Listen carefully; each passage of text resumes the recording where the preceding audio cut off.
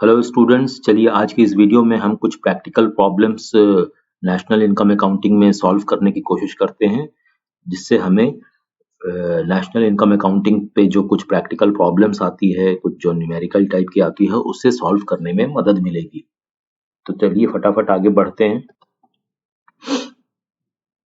तो practical problems पे जाने के पहले एक बार नजर डालने कुछ कॉन्सेप्ट पे जो अभी तक हम पहले कुछ वीडियोस में देखते आए हैं। जब हम product method of GDP calculation की बात कर रहे थे, या जब हमने income and expenditure method of GD calculation समझा था, उस दौरान जो हमने कुछ कॉन्सेप्ट्स सीखा था, समझा था, उस पर एक बार फिर से नजर डाल लेते हैं, जो हमें अभी प्रॉब्लम्स को सॉल्व करने में मदद करेगी। तो फैक्टर कॉस्ट क्या है? फैक्टर कॉस्ट इंक्लूड करता है ओनली, क्या इंक्लूड करता है? सिर्फ और सिर्फ payment two factors of production. It does not include any tax और सब्सिडीज। तो ये ध्यान में रखना है हमें बिल्कुल। फिर जो दूसरा कॉन्सेप्ट है वो है मार्केट प्राइस। तो मार्केट प्राइस पे, फैक्टर कॉस्ट से मार्केट प्राइस पे पहुंचने के लिए हम क्या करते हैं? हम फैक्टर कॉस्ट में इंक्लूड करते हैं, और क्या इंक्लूड करते हैं? टोटल इनडायरेक्ट टैक्सेस वो जोड़ते हैं और माइनस करते हैं। क्या माइनस करते हैं? सब्सिडीज को, यानी गवर्नमेंट जो सपोर्ट करती है सब्सिडीज के फॉर्म में, उसे हम माइनस करते हैं। और इस प्लस माइनस को हम नेट इनडायरेक्ट टैक्सेस भी कहते हैं, यानी जब हम इनडायरेक्ट टैक्सेस में से माइनस कर देंगे सब्सिडीज को, तो जो वैल्यू आएगी उसे हम नेट इनडायरेक्ट टैक्स भी कहते हैं। तो फैक्टर कॉस्ट से मार्केट प्राइस पे आने के लिए हमें क्या जोड़ना पड़ता है? इनडायरेक्ट टैक्सेस को ऐड करना पड़ता है, सब्सिडी को माइनस करना पड़ता है।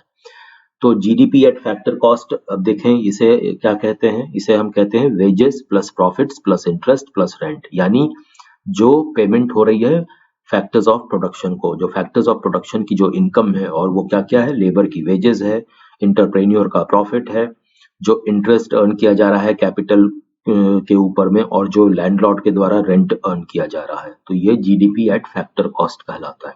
अब जब जीडीपी एट मार्केट कॉस्ट की बात करेंगे तो वो क्या हो जाएगा? जो जीडीपी एट फैक्टर कॉस्ट है, उसमें अगर हमने इनडायरेक्ट टैक्सेस ऐड कर दी और सब्सिडीज को माइनस कर दिया, तो ये जीडीपी एट मार्केट कॉस्ट या मार्केट प्राइस बन जाता है।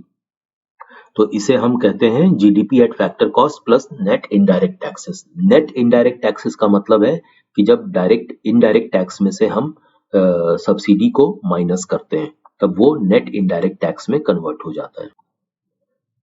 और कुछ जो कॉन्सेप्ट, एक बार उस पे भी बाकी बचे कॉन्सेप्ट भी नजर डाल लें। GNP, gross national product.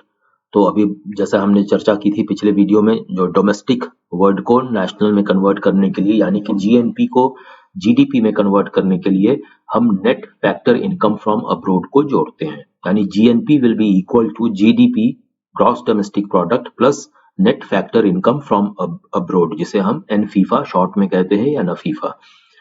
और दूसरा जीएनपी को जब हमें नेट नेशनल प्रोडक्ट में कन्वर्ट करना है, तो ग्रॉस से को नेट में कन्वर्ट करने के लिए हम उसमें से डेप्रिसिएशन माइनस करते हैं। यानी जीएनपी से डेप्रिसिएशन को माइनस करेंगे तो हमें एनएनपी प्राप्त होगा, नेट नेशनल प्रोडक्ट प्राप्त होगा। अब ये सारे जो जीडीपी, जीएनपी या एनएनपी, अभी ये मार्केट प्राइसेस पे हैं। तो मार्केट प्राइसेस को फिर हम फैक्टर कॉस्ट में कैसे तब्दील करते हैं? मार्केट प्राइसेस को फैक्टर कॉस्ट में तब्दील करने के लिए, बदलने के लिए, हम उसमें से नेट इनडायरेक्ट टैक्सेस माइनस कर देते हैं। तो NNP at factor cost will become NNP at market prices minus net indirect taxes. Indirect taxes minus subsidies is equal to net indirect taxes. और जब हम नेट इनडायरेक्ट टैक्सेस को minus करते हैं एनएनपी से, एनएनपी एट मार्केट प्राइस से, तो हमें एनएनपी एट फैक्टर कॉस्ट मिलता है। ये सब हमने पिछले वीडियो में विस्तार से समझा था, मैं बस अभी यहाँ पे रिपीट कर रहा हूँ, क्योंकि इसका इस्तेमाल हम प्रैक्टिकल प्रॉब्लम्स को सॉल्व करने में करेंगे। अब net national product at factor cost क्या है? वो एक नेशनल इनकम इसे के नाम से भी जाना जाता है, इसे हम कहते हैं। पर्सनल डिस्पोजेबल इनकम के बारे में हमने देखा था कि पर्सनल इनकम से जब हम पर्सनल टैक्स पेमेंट जो है उसे माइनस कर दें, और जो नॉन टैक्स पेमेंट है उसे माइनस कर दें, तो ये हमारा पर्सनल डिस्पोजेबल इनकम बन जाता है। अब एक बहुत जरूरी कन्वर्जन समझना आपको बहुत जरूरी है, जिसके ऊपर में सारे प्रैक्टिकल प्रॉब्लम्स का सॉल्यूशन डिपेंड करता है। वो है conversion of GDP at market price to NNP at factor cost. NNP at factor cost को याद रखिए, हम दूसरे नाम से यानी नेशनल इनकम के नाम से भी जानते हैं। अब यहाँ पर एक बार देखें कि आखिर ये हमने कन्वर्ट किया कैसे है। अब ये सब जो कॉन्सेप्ट हम देखते आए थे उन्हीं कॉन्सेप्ट के बेसिस पे ही हमने किया है, बस इसे फॉर्मूला के रूप में एक्सप्लेन करने के लिए मैंने इसे ऐसे लिखा है। ग्रॉस डोमेस्टिक प्रोडक्ट, जो ऊपर में जीडीपी एट मार्केट प्राइस है, तो gross domestic product eight market price, और नीचे में है एनएनपी एट फैक्टर कॉस्ट, यानी net national product at factor cost. तो कैसे कन्वर्ट किया भाई, एक बार जरा नजर डालें। ग्रॉस को नेट में कन्वर्ट करने के लिए आपको पता है हम डेप्रिसिएशन माइनस करते हैं ग्रॉस से। जब भी आप ग्रॉस से डेप्रिसिएशन को माइनस करेंगे तो वो नेट में कन्वर्ट हो जाएगा। डोमेस्टिक को नेशनल में कन्वर्ट करने के लिए हम क्या करते हैं, एन फीफा को जोड़ देते हैं, यानी जो net factor income from abroad हो रहा है उसे हम ऐड कर देंगे, तो वो हमें फिर डोमेस्टिक प्रोडक्ट से नेशनल प्रोडक्ट पे ले आएगा। फिर मार्केट से फैक्टर पे आने पे, मार्केट प्राइस से फैक्टर कॉस्ट पे आने के लिए हम क्या करते हैं, उसमें से नेट इनडायरेक्ट टैक्सेस को माइनस करते हैं। अभी हमने देखा था 1 मिनट पहले कि जब भी हम मार्केट प्राइस से नेट इनडायरेक्ट टैक्सेस को माइनस करेंगे तो हमें फैक्टर कॉस्ट की वैल्यू देगा। तो जो gross domestic product eight market price है, उससे हमें अगर नीचे उतर करके net national product at factor cost पे आना है, तो हमें दो वैल्यू को माइनस करनी पड़ती है, एक वैल्यू को ऐड करना पड़ता है। एक तो डेप्रिसिएशन को माइनस करते हैं और दूसरा नेट इनडायरेक्ट टैक्सेस को माइनस करते हैं, और जोड़ते क्या है, एन फीफा को, यानी net factor income from abroad को ऐड कर देते हैं। तो क्या होता है, ग्रॉस जो है वो नेट इनकम में कन्वर्ट हो जाता है, डोमेस्टिक प्रोडक्ट जो है वो नेशनल प्रोडक्ट में कन्वर्ट हो जाता है, और जो मार्केट प्राइस पे वैल्यू थी वो फैक्टर कॉस्ट पे कन्वर्ट हो जाती है। कुछ उसी तरीके से टर्मिनोलॉजीज पे एक बार फिर से हम नजर डाल लें। Depreciation equal to consumption of fixed capital, यानी जो मशीनरी लगी हुई है जिसे हम फिक्स्ड कैपिटल कहते हैं, उसका जो कंजम्पशन यानी उसमें जो वियर एंड टीयर होता है वो डेप्रिसिएशन के नाम से जाना जाता है। ये याद रखिएगा क्योंकि प्रॉब्लम्स के बीच में आपको एकदम से consumption of fixed capital CFC आ जाएगा, तो एकाएक परेशान नहीं होना कि ये नया टर्म क्या आ गया है ना।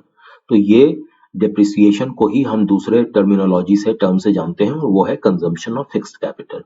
एन फीफा क्या है, आपको सब बहुत अच्छे से पता हो गया है अब, वो है net factor income from abroad, यानी फैक्टर इनकम फ्रॉम अब्रोड से माइनस अगर हम करेंगे क्या, फैक्टर इनकम टू अब्रोड, यानी जो विदेशी हमारे यहाँ रह रहे हैं उनके इनकम को माइनस करना है। किससे माइनस करना है, जो विदेशी जो हमारे यहाँ के भारतीय बाहर में रह करके इनकम अर्न कर रहे हैं, उसमें से हम माइनस करेंगे वो इनकम जो विदेशी यहाँ पे रह करके अर्न कर रहे हैं। तो फैक्टर इनकम फ्रॉम अब्रोड हुआ, और वो दूसरा वाला जो विदेशियों का इनकम है वो फैक्टर इनकम टू अब्रोड है, क्योंकि वो विदेश में जा रहा है, बाहर जा रहा है। तो इस जब हम माइनस करते हैं तो हमें मिलता है क्या, net factor income from abroad, तो एन फीफा उसे हम कहते हैं। दूसरा है एनआईटी, नेट इनडायरेक्ट टैक्सेस। तो ये कुछ जो कॉन्सेप्ट है, डेफिनेशन को हमें ध्यान में रखना है, जो हमें प्रॉब्लम्स को सॉल्व करने में मदद करेगी। आगे बढ़ने से एक बार पहले एक बार और नजर डाल लें। ग्रॉस में अभी जैसा आपने देखा, ग्रॉस में से डेप्रिसिएशन माइनस किया यानी कंजम्पशन ऑफ फिक्स्ड कैपिटल, तो वो नेट की वैल्यू देता है। तो इसलिए अगर हमें मान लीजिए कि हमें किसी प्रॉब्लम में नेट इनकम की वैल्यू दी गई है और हमें कहा गया है नेट नेशनल प्रोडक्ट से ग्रॉस नेशनल प्रोडक्ट कैलकुलेट करने के लिए, तो हम क्या करेंगे, उसमें डेप्रिसिएशन की वैल्यू को ऐड कर देंगे। तो नेट में अगर डेप्रिसिएशन की वैल्यू ऐड कर देंगे तो नेट डोमेस्टिक प्रोडक्ट या नेट नेशनल प्रोडक्ट जो है वो जीडीपी या जीएनपी में कन्वर्ट हो जाता है।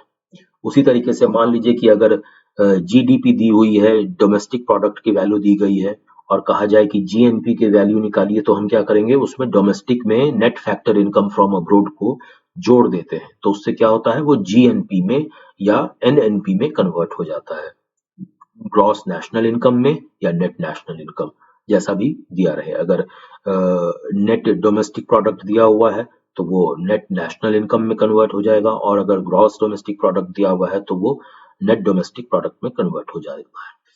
उसी तरीके से मार्केट प्राइस से अगर हम नेट इनडायरेक्ट टैक्सेस को माइनस करेंगे तो वो फैक्टर कॉस्ट की वैल्यू हमें देता है, और अगर फैक्टर कॉस्ट में नेट इनडायरेक्ट टैक्सेस को जोड़ दें तो वो हमें मार्केट प्राइस पे वैल्यू प्रोवाइड करेगा।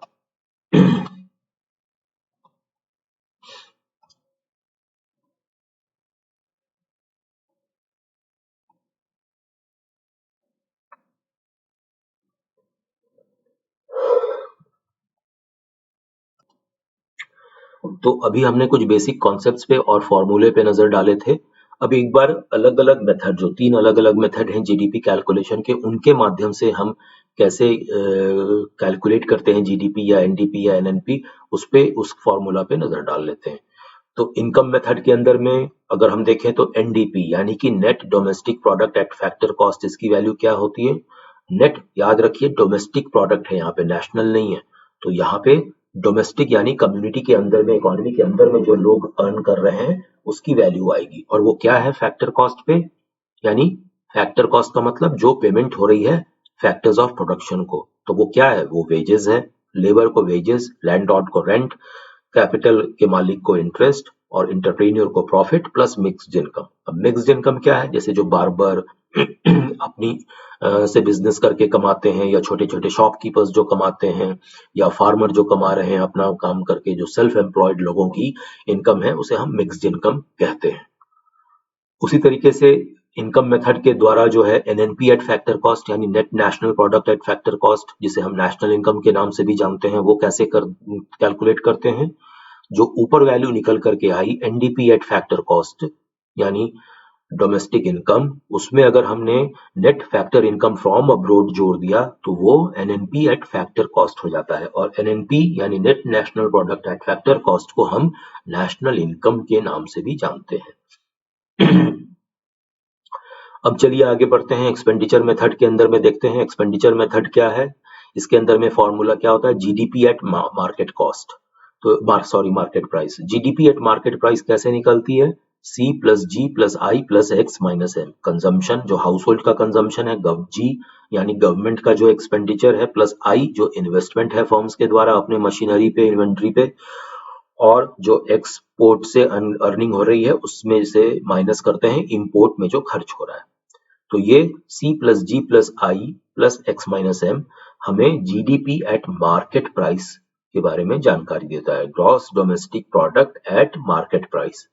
ठीक है, तो ये हमारा हो गया जीडीपी एट मार्केट प्राइस। आगे बढ़े, एनडीपी एट फैक्टर कॉस्ट देखें। इसी से जीडीपी एट मार्केट प्राइस को NDP eight market factor cost में कैसे कन्वर्ट करेंगे? तो डिप्रिसिएशन, ग्रॉस से हम नेट पे जा रहे हैं तो डिप्रिसिएशन यहाँ पे वैल्यू लेनी पड़ेगी, और मार्केट प्राइस से हमें फैक्टर कॉस्ट पे जाना है तो नेट इनडायरेक्ट टैक्सेस की वैल्यू लेनी पड़ेगी।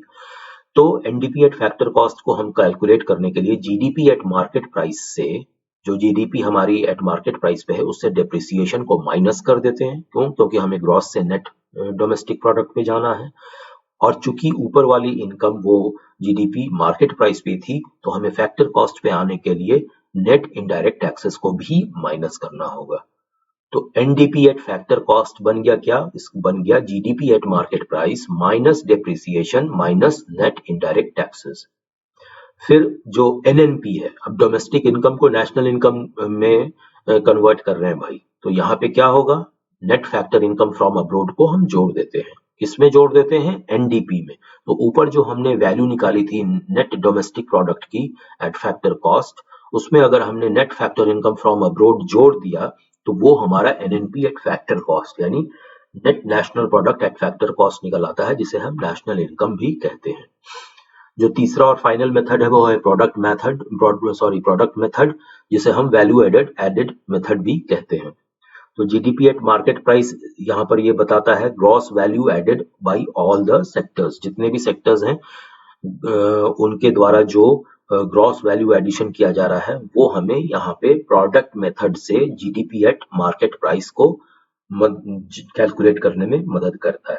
तो याद रखिए, प्रोडक्ट मेथड से हम डायरेक्ट जब निकालते हैं ग्रॉस वैल्यू एडिशन, तो वो क्या निकलता है? जीडीपी एट मार्केट प्राइस निकलती है, वो हमें याद रखना है। उसी तरीके से एक्सपेंडिचर मेथड से भी जब हमने जोड़ करके निकाला था सारे सेक्टर का खर्च, तो वो क्या निकला था? जीडीपी एट मार्केट प्राइस ही निकला था।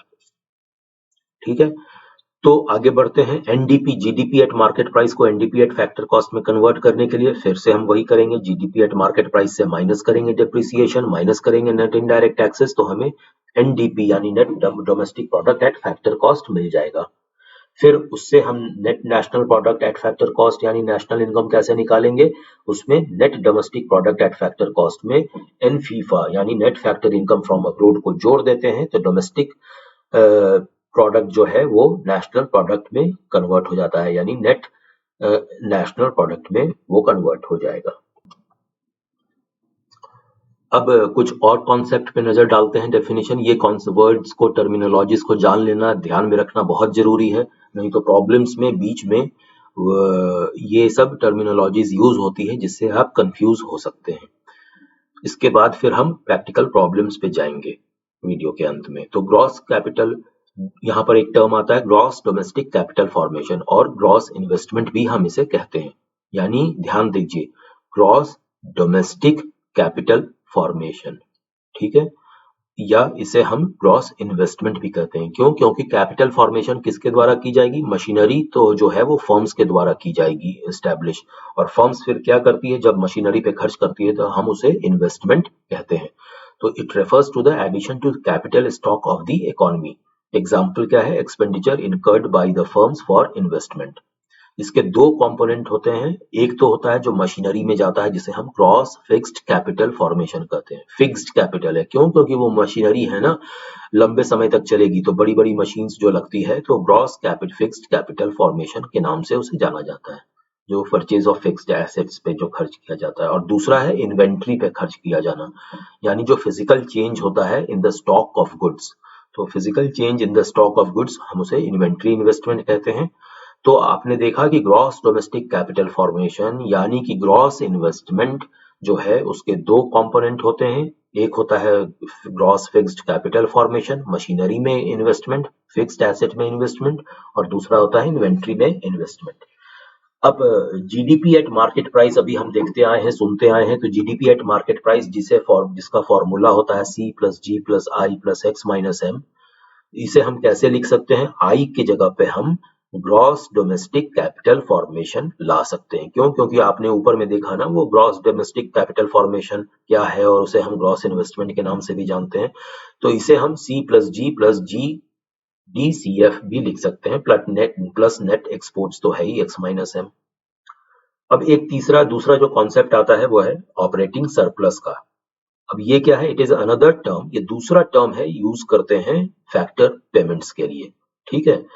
और ये क्या इंक्लूड करता है? चूंकि ये फैक्टर पेमेंट है, फैक्टर को पेमेंट किया जा रहा है, तो नेचुरली वो इंक्लूड करेगा लैंडलॉर्ड को रेंट के रूप में, ठीक है, कैपिटल प्रोवाइड करने वाले को इंटरेस्ट के रूप में, जो एंटरप्रेन्योर है उसको प्रॉफिट के रूप में, और रॉयल्टी यानी जो वो रेंट का ही हिस्सा होता है। जनरली हम रेंट में ही उसे कैलकुलेट करते हैं, बट यहाँ पे अलग से लिखना जरूरी है, क्योंकि जैसे मान लीजिए इंटेलेक्चुअल प्रॉपर्टी राइट्स होती है या कॉपीराइट होती है, किसी ऑथर ने कोई किताब लिखी, उसके पास उसकी कॉपीराइट है, तो जब तक वो किताब छपती रहेगी, बिकती रहेगी, तो जो इनकम होगा उससे उसके कॉपीराइट यानी रॉयल्टी के पैसे मिलते रहेंगे, तो उसकी इनकम होती रहेगी। उसी तरीके से इंटेलेक्चुअल प्रॉपर्टी राइट्स भी होती है। तो बहुत कोई प्रोडक्ट, कोई इनोवेटिव प्रोडक्ट है, किसी ने उसे बनाया है, तो उसने अगर उसके ऊपर में उसका प्रॉपर्टी राइट्स है, इंटेलेक्चुअल प्रॉपर्टी राइट्स, तो उसके बदले में उसे रॉयल्टी मिलते रहती है। तो ये साल दर साल जो रॉयल्टी मिलते रहती है उसे हम इनकम में भी जोड़ते हैं। तो ये कहा ऑपरेटिंग सरप्लस, याद रखिएगा ऑपरेटिंग सरप्लस किसका दूसरा नाम है? फैक्टर पेमेंट्स का है, यानी जो पेमेंट की जाती है किसको? फैक्टर ऑफ प्रोडक्शन को। और इसमें तीन चीजें, rent, interest, profit, royalty. Rent, interest, profit plus royalty. Royalty generally अगर रॉयल्टी नहीं है तो वो लिखी हुई है अलग से, तो वो रेंट में ही आ जाती है, क्योंकि वो ओनरशिप को शो करती है ना। यहाँ पे लैंड या बिल्डिंग की ओनरशिप नहीं है, बल्कि प्रॉपर्टी राइट्स की ओनरशिप है। एक जो और अगला कॉन्सेप्ट है वो है मिक्स्ड इनकम का। तो जैसा अभी मैंने बोला था, सेल्फ एम्प्लॉयड लोग जैसे कि फार्मर्स, बार्बर्स या स्मॉल शॉपकीपर्स के द्वारा जो इनकम अर्न किया जाता है, जनरेट किया जाता है, उसे हम मिक्स्ड इनकम बोलते हैं। फिर एक और अंतिम कॉन्सेप्ट है वो है कंपोनेंट्स ऑफ डोमेस्टिक इनकम। भाई NDP, net domestic product at factor cost में क्या क्या चीजें आती हैं?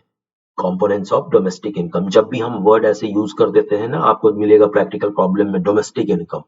तो जब भी आपको दिखे डोमेस्टिक इनकम, तो आप ये समझ करके चलिए कि भाई एनडीपी एट फैक्टर कॉस्ट की बात की जा रही है, ठीक है। Domestic income at factor cost यानी net domestic product at factor cost. और इसमें क्या क्या है? कॉम्पनसेशन ऑफ एम्प्लॉइज, कॉम्पनसेशन में क्या है? Wages and salaries, plus mixed income, plus operating surplus. अभी आपने मिक्स्ड इनकम ऊपर देखा जो सेल्फ एम्प्लॉयड लोगों के द्वारा किया जाता है। ऑपरेटिंग सरप्लस क्या है? रेंट, इंटरेस्ट, प्रॉफिट है। ठीक है, और वेजेस आ गया कंपोनेंट्स में, ठीक है। तो ये जो चीजें हैं, तीन चीजें, compensation of employees, wages, wages में रेंट और इंटरेस्ट और प्रॉफिट जोड़ दें, और मिक्स्ड इनकम जो सेल्फ एम्प्लॉयड लोगों के द्वारा जो है इनकम जनरेट किया जा रहा है वो जोड़ दें। तो ये सारा मिलकर के हमें डोमेस्टिक इनकम बताता है। डोमेस्टिक इनकम क्या है? एनडीपी एट फैक्टर कॉस्ट हमें बताता है क्या? Wages plus rent plus interest plus profit plus mixed income plus ये तो ऑपरेटिंग सरप्लस अभी तो मैंने अलग से बता ही दिया। तो वेजेस, रेंट, इंटरेस्ट, प्रॉफिट और मिक्स्ड इनकम मिलकर के हमारा डोमेस्टिक इनकम यानी एनडीपी बनता है एट फैक्टर कॉस्ट।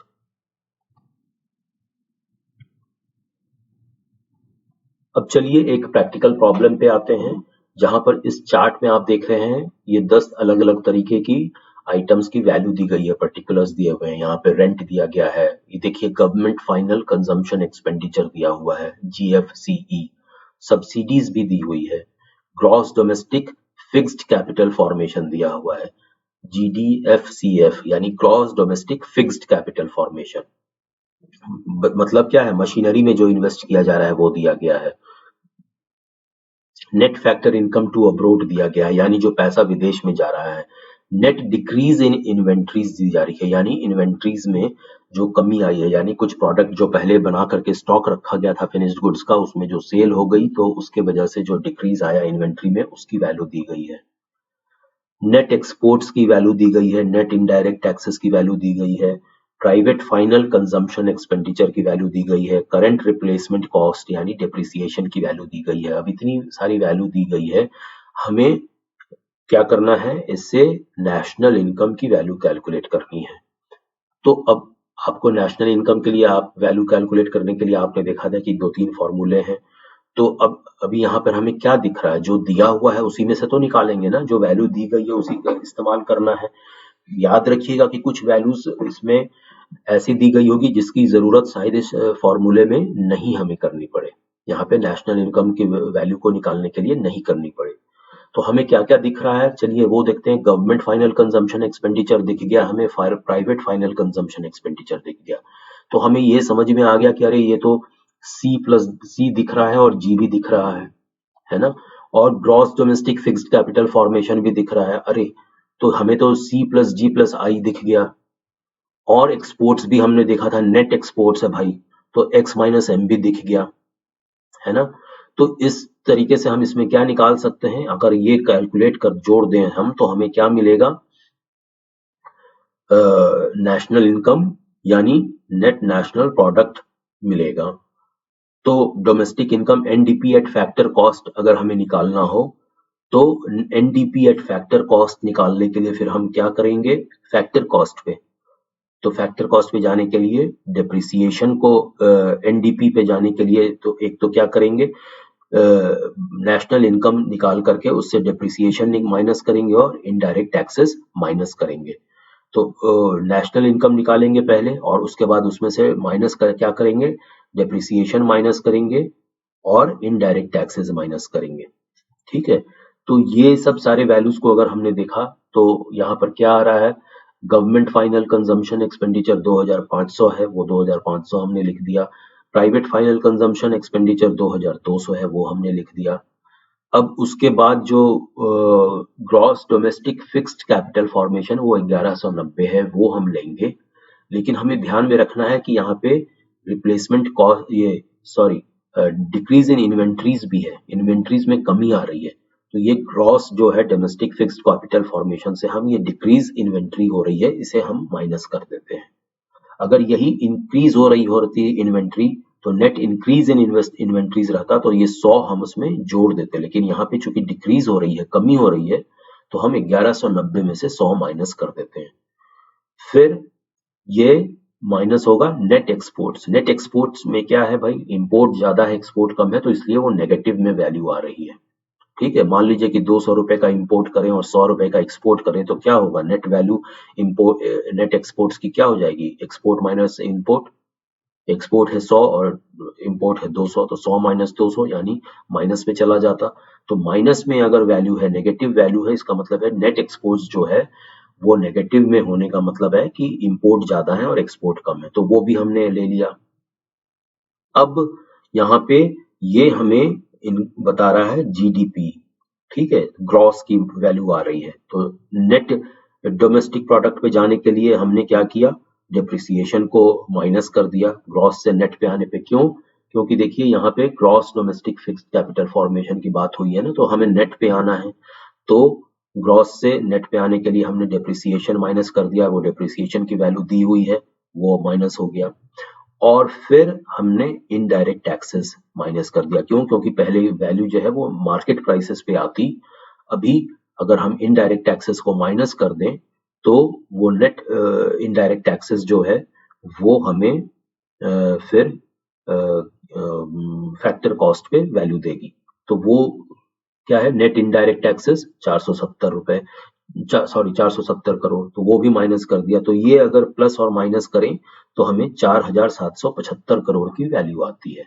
4775 करोड़ हमारा नेशनल इनकम होगा, यानी एनएनपी एट फैक्टर कॉस्ट। तो ये निकल करके आ रहा है। तो अगर ये इस तरीके से टेबल दी हुई है, उसमें से हमने कैसे उसको आइडेंटिफाई किया, ये ध्यान देने की जरूरत है कि कौन सा फॉर्मूला यूज करना है, और वो फॉर्मूला फिर हमें किस चीज की वैल्यू दे रहा है, और उससे अगर वो ग्रॉस की वैल्यू दे रहा है तो नेट पे हमें जाने के लिए, और अगर वो मार्केट प्राइस की वैल्यू दे रहा है तो हमें फैक्टर कॉस्ट पे जाने के लिए क्या क्या माइनस करना है।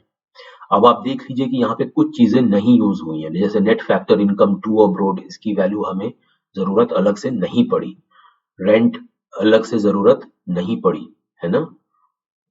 तो ये जो चीजें हैं, अब देखिए यहाँ पे नेट इनडायरेक्ट टैक्सेस हैं। नेट इनडायरेक्ट टैक्सेस का मतलब होता है इनडायरेक्ट टैक्सेस माइनस सब्सिडीज, ठीक है। लेकिन यहाँ पे सब्सिडीज भी अलग से दी हुई है और नेट इनडायरेक्ट टैक्स दिया हुआ है, तो कंफ्यूज नहीं होना है कि अरे इनडायरेक्ट टैक्स से सब्सिडीज माइनस कर दें। क्यों? क्योंकि यहाँ पे net indirect tax word use किया गया है। यहाँ पे देखिए नेट एक्सपोर्ट्स वर्ड यूज किया गया है, एक्सपोर्ट और इम्पोर्ट अलग अलग नहीं दिए गए हैं। तो प्लीज ध्यान में हमें ये रखना है कि किन सब चीजों से हमें, कुछ चीजें ऐसी वैल्यूज जरूर दी रहेगी, दो तीन चीजों की, जिसे हमें यूज करने की जरूरत नहीं पड़ सकती है, और हमें सावधानी पूर्वक उससे कंफ्यूज नहीं होना है। ऐसा ना हो कि हम नेट इनडायरेक्ट टैक्सेस भी देखें, सब्सिडीज भी देखें, तो हम नेट इनडायरेक्ट टैक्सेस सब्सिडी भी माइनस करें। अरे वो तो नेट इनडायरेक्ट टैक्स है ना, यानी इनडायरेक्ट टैक्स में से सब्सिडी ऑलरेडी माइनस की हुई है। यहाँ पे इनडायरेक्ट टैक्स की वैल्यू नहीं दी है, यहाँ पे नेट इनडायरेक्ट टैक्स की वैल्यू दी गई है। तो बस इन्हीं चीजों का अगर हमें ध्यान में रखना है, इन चीजों को अगर हम ध्यान में रखें तो हमारा जो ये प्रॉब्लम है, इससे बहुत आसानी से कैसे आइडेंटिफाई होगा, कौन सा फॉर्मूला यूज करना है, इस चीज को मैंने एक्सप्लेन किया अभी। उस उसी बात को ध्यान में रखते हुए हम फटाफट बिना किसी परेशानी के प्रॉब्लम्स को सॉल्व कर सकते हैं। अब एक दूसरा प्रॉब्लम लेते हैं। यहाँ पर देखिए इस चार्ट में ये 14 आइटम है। यहाँ पे सबसे बड़ी बात है कि नेशनल इनकम ही दी हुई है, नेशनल इनकम दे दी गई है, 71,000 करोड़ की है। हमें निकालना क्या है, गवर्नमेंट का फाइनल कंजम्पशन एक्सपेंडिचर। अच्छा, जी निकालना है, जी की वैल्यू निकालनी है। सब्सिडीज दी हुई है, ग्रॉस डोमेस्टिक कैपिटल फॉर्मेशन, ये आ गया भाई डोमेस्टिक कैपिटल फॉर्मेशन, यानी कि आई की वैल्यू भी दी हुई है। Net factor income from abroad फिर से आ गया। नेट डिक्रीज इन इन्वेंट्रीज आ गई है। नेट, यहाँ भी net factor income from abroad है, यानी इसमें इसमें फैक्टर इनकम फ्रॉम अब्रोड से माइनस किया हुआ है फैक्टर इनकम टू अब्रोड, ये नेट वर्ड यूज किया गया। तो नेट फैक्टर इनकम यानी एन फीफा दिया हुआ है। नेट डिक्रीज इन इन्वेंट्रीज दी गई है।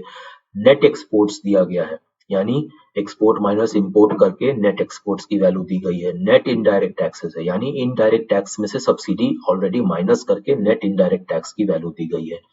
अब फिर से देखिए प्राइवेट फाइनल कंजम्पशन एक्सपेंडिचर यानी कि सी की वैल्यू भी आ गई।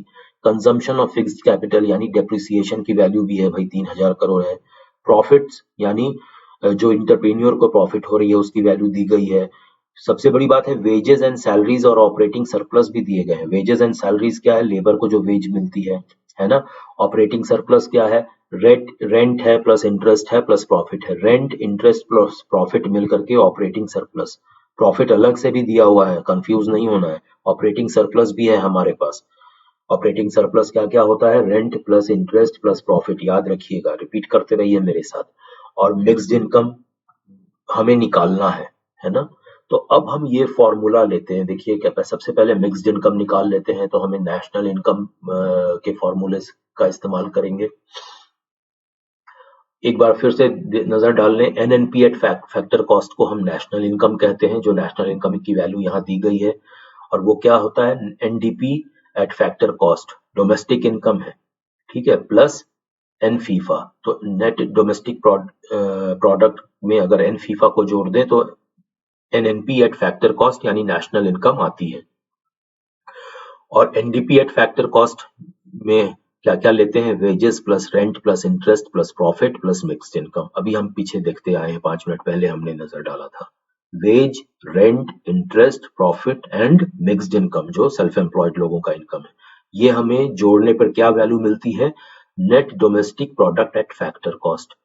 और net domestic product at factor cost में अगर हम एन फीफा जोड़ देते हैं तो वो हमें net national product at factor cost का वैल्यू देता है, एनएनपी एट फैक्टर कॉस्ट, यानी जिसे नेशनल इनकम कहते हैं। और नेशनल इनकम की वैल्यू यहाँ दी गई है भाई, है ना। तो नेशनल इनकम का फॉर्मूला क्या लिखेंगे, हम ऐसे लिखेंगे, वेजेस प्लस ऑपरेटिंग सरप्लस, जिसमें रेंट इंटरेस्ट प्रॉफिट आ जाता है, प्लस मिक्स्ड इनकम। ये अभी आपने देखा था ऊपर, है ना।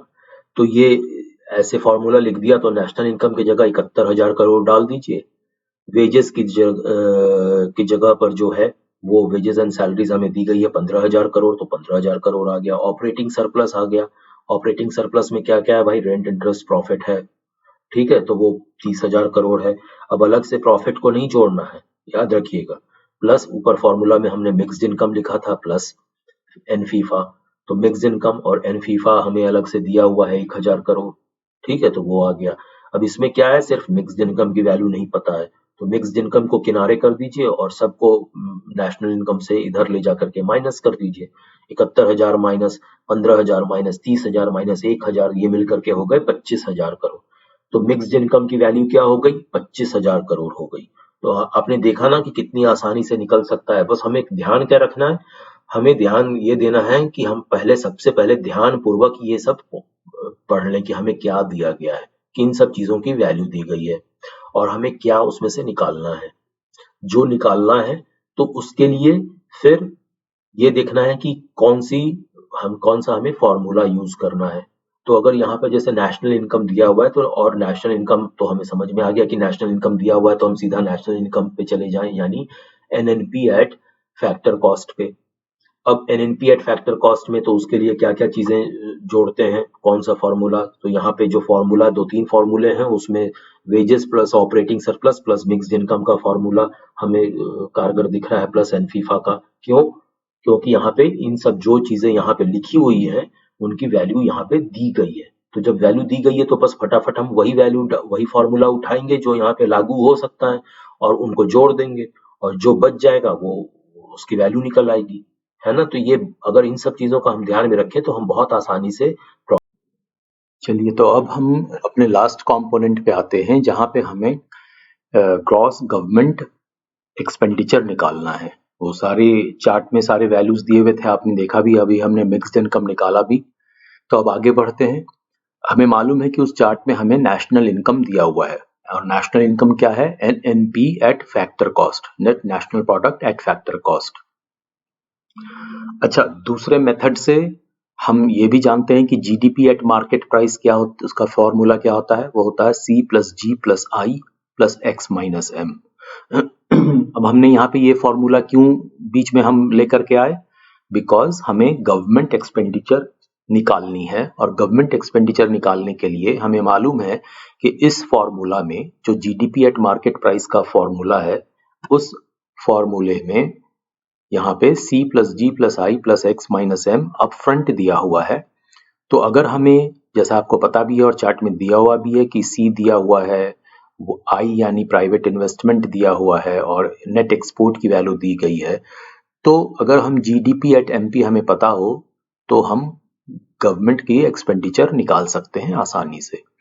तो अब हम क्या करें कि एनएनपी एट फैक्टर कॉस्ट से जीडीपी एट मार्केट प्राइस पे हम चले जाएं। तो जैसा आप देख रहे हैं, नेट से ग्रॉस तक का सफर तय करना पड़ेगा, और नेट से ग्रॉस में जाने के लिए हमें नेट में क्या करना पड़ता है, डिप्रिसिएशन ऐड करते हैं।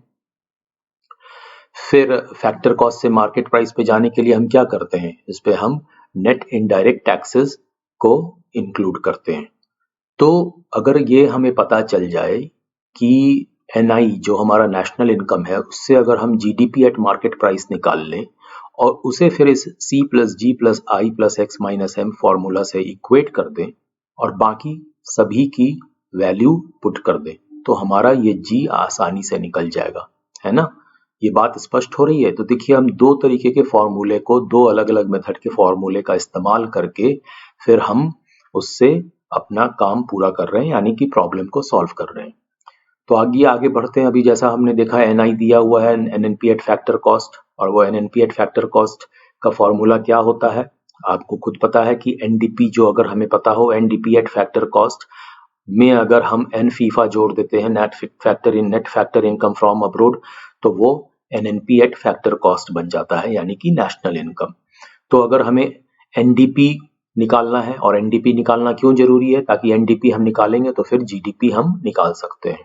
तो एनडीपी एट फैक्टर कॉस्ट क्या होगा, नेशनल इनकम में से माइनस हो जाएगा एन फीफा। ये फॉर्मूला है ना हमारे सामने, इस फॉर्मूला को ध्यान में रखते हुए NDP at factor cost will be equal to NI national income minus NFIA. ठीक है, और ये देखिए हमने यहाँ पे कैलकुलेट भी किया है, NDP at factor cost is equal to NI minus NFIA, that is 71,000 crore, जो कि एनआई है नेशनल इनकम, और एन फीफा का वैल्यू है 1,000 करोड़, तो वो 70,000 करोड़ ये हो गया। अच्छा, हम और भी जानते हैं कि NDP at factor cost is equal to GDP at market price, GDP at market price minus depreciation. ठीक है, क्यों? क्योंकि हमें ग्रॉस से नेट अगर निकालना है, जीडीपी से नेट एनडीपी निकालना है, तो हमें डेप्रिसिएशन माइनस करना पड़ेगा। और अगर फैक्टर कॉस्ट पे जाना है, यानी मार्केट प्राइस से फैक्टर कॉस्ट पे जाना है, तो हमें एनआईटी यानी नेट इनडायरेक्ट टैक्सेस माइनस करने होंगे। तो एनडीपी का एक फॉर्मूला बिल्कुल स्पष्ट क्या है, जो हमेशा यूज भी होता है, GDP at market price minus depreciation minus NIT. और इसको हम शॉर्ट में ऐसे लिख सकते हैं, जीडीपी एट एमपी, यानी अगर हमें ये निकालना रहे, जो हमें निकालना भी है जीडीपी एट मार्केट प्राइस, तो हम ये डिप्रिसिएशन और एनआईटी को इधर ले आएंगे, तो NDP at factor plus depreciation plus NIT ऐसा बन जाता है। यानी अब हमें पता चल गया कि जीडीपी एट मार्केट प्राइस निकालने के लिए एनडीपी में एट फैक्टर कॉस्ट में जोड़ देंगे डिप्रिसिएशन को और नेट इनडायरेक्ट टैक्सेस को, तो हमारा जीडीपी एट मार्केट प्राइस निकल आता है। तो अब देखिए यहाँ पे हमने कैलकुलेट किया जीडीपी एट मार्केट प्राइस, ये फॉर्मूला वही है, NDP at factor cost plus depreciation plus NIT, है ना। और एनडीपी अभी हमने ऊपर में निकाला है नेशनल इनकम से एन फीफा को माइनस करके, which is 70,000 crore, 70,000 crore. Depreciation की वैल्यू चार्ट में दी गई है 3,000 करोड़, और नेट इनडायरेक्ट टैक्स की वैल्यू दी गई है 2,000 करोड़ चार्ट में, है ना। तो ये हो गया 75,000 करोड़। तो ये जीडीपी एट एमपी हमारा आ गया 75,000 करोड़। अब जीडीपी एट एमपी जैसा हमने ऊपर भी देखा है, C plus G plus I plus X minus M भी होता है। तो अब ये दोनों को हम आमने सामने रख देते हैं। यहाँ से जो हमने जीडीपी कैलकुलेट किया 75,000 करोड़, उसकी वैल्यू डाल दी, और इधर C plus G plus I plus X minus M में हमें G के अलावा सारे वैल्यूज पता है। C यानी कि जो हाउस होल्ड कंजम्पशन है वो 40,000 है, इन्वेस्टमेंट जो है इंडस्ट्री फर्म्स के द्वारा वो 10,000 करोड़ है, और एक्स नेट एक्सपोर्ट यानी X माइनस M वो उसकी वैल्यू 5,000 करोड़ है। ठीक है, रह गया क्या, जी की वैल्यू हमें निकालनी है। तो अब जी की वैल्यू हमें बहुत आसानी से इससे निकल आएगी, G will be equal to 70,000 minus, ये सब को हम उधर लेके चले जाएंगे तो सब माइनस में कन्वर्ट हो जाएगा, 75,000 माइनस 40,000 माइनस 10,000 माइनस 5,000 करोड़। तो ये मिलकर के होते हैं 40 और 10 50 और 5 55 55,000। तो 75,000 करोड़ में से 55,000 करोड़ माइनस किया तो 20,000 करोड़, यानी गवर्नमेंट एक्सपेंडिचर जो है वो हमारा पिछले चार्ट में इस जो प्रॉब्लम हम देख रहे थे उसमें हमारा 20,000 करोड़ निकल करके आया। तो देखा आपने कि किस तरीके से हम जो चार्ट में जो हमें प्रॉब्लम में वैल्यूज दी हुई होती है उस वैल्यूज का इस्तेमाल करके अलग अलग फॉर्मूला के मदद से हम उसको किसी भी एक वैल्यू को निकाल सकते हैं। तो हमें बस ये ध्यान रखना है कि हमें कहाँ पर क्या यूज करना है, और क्या यूज करना है ये कैसे डिसाइड होता है। वो वैसे डिसाइड होता है कि चार्ट में हमें प्रॉब्लम में क्या क्या चीजें दी हुई हैं। तो अगर हम देख रहे हैं कि हमें कंजम्पशन दिया हुआ है, इन्वेस्टमेंट दिया हुआ है, नेट एक्सपोर्ट दिया हुआ है, नेट इनडायरेक्ट टैक्सेस दिए हुए हैं, डेप्रिसिएशन की वैल्यू दी हुई है, तो फिर हम क्या इस कौन से फॉर्मूला के यूज करेंगे, वो हमें उस हिसाब से डिसाइड करने में आसानी होती है। तो जैसे अभी आपने देखा कि हमने यहाँ पे यूज किया दो फॉर्मूला को, एक तो इस फॉर्मूला को यूज किया है ना, और उसके बाद जो है हमने यहाँ पे जीडीपी अलग से कैलकुलेट किया, जीडीपी एट मार्केट प्राइस। और GDP at market price calculate करने के लिए हमने क्या किया, एनएनपी एट फैक्टर कॉस्ट का इस्तेमाल किया। एनएनपी एट फैक्टर कॉस्ट यानी कि नेशनल इनकम हमें प्रॉब्लम में दिया हुआ था, तो एनएनपी एट फैक्टर कॉस्ट से हमने GDP at market price calculate करी।